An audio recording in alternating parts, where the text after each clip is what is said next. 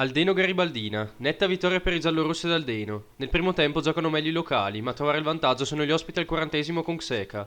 Tabarelli rimette però la situazione in parità allo scadere del primo tempo e si va a riposo con un giusto 1-1. I cambi degli ospiti ribaltano la partita. Il forte pressing garibaldino viene fermato solo grazie a un'espulsione per l'Aldeno. Così in pochi minuti la Garibaldina ottiene 2 rigori, di cui solo il secondo è realizzato da Xeca all'85°. Nel finale l'Aldeno rimane in 9 e Corazzola e Moser firmano l'1-4 finale.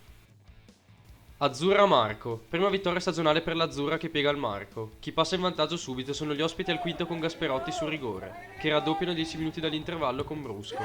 L'Azzurra non ci sta e al 38° accorcia con il rigore di Rigotti, mentre al 45° Parisi pareggia su azione fortuita. Nella ripresa il Marco cerca di fare la voce grossa e Gasperotti mette nel 7 il 2-3 al 78°. A 5 dalla fine l'Azzurra ritrova il pareggio con Bertoldi, mentre Rigotti al 90° realizza il secondo rigore e realizzando il 4-3 finale. Cristo Re Sacco San Giorgio. Come pochi potevano pronosticare, il Sacco San Giorgio crolla contro la travolgente Cristo Re. Al nono i locali sbloccano con un autogol di Lanaro, mentre al 12° Lissandrini tenta di fallire a porta vuota il 2-0, riuscendo comunque a realizzare. Al 19° gli ospiti possono accorciare, ma Celoro è bravo a parare il rigore. Al 27° Rama mette a segno il 3-0, mentre gli ospiti segnano il gol della bandiera al 48° con Fazzi. La ripresa è un monologo dei padroni di casa che segnano con Colazzo e Marighetti per il definitivo e clamoroso 5-1.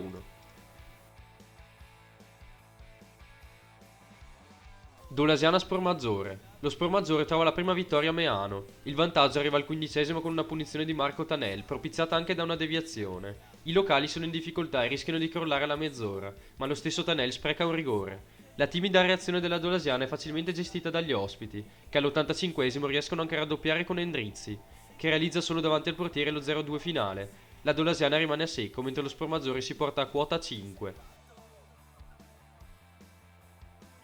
Montebaldo TNT Montepeller. Arriva la prima vittoria stagionale per il Montebaldo. I padroni di casa partono molto forte, trovando il vantaggio già al quinto con la rete di Manica, che ribatte corta la respinta di Vieceli. I ritmi rimangono poi blandi fino all'intervallo.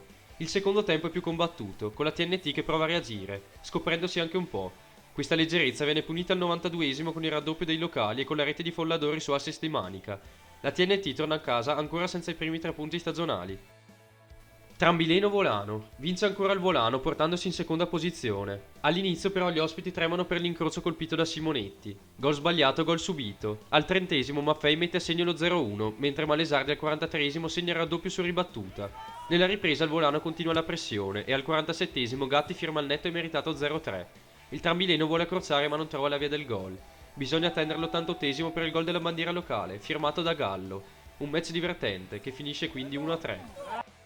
Valpeio-Leno. Il Leno si presenta a Celledizzo vincendo e convincendo. Il Valpeio cerca una gara difensiva, ma reggono solo mezz'ora dato l'imperversare continuo della fisicità ospite e l'imprecisione nei propri passaggi. Gli ospiti segnano 3 gol in pochi minuti, con Michele Pezzato su rigore, Andrea Pezzato e la doppietta di Michele. I locali tentano di riprendersi nella ripresa e con il passare dei minuti alzano il baricentro, scoprendosi inevitabilmente concedendo i contropiedi. Infatti la Leno firma il definitivo 0-4 con la rete di Rainer in contropiede.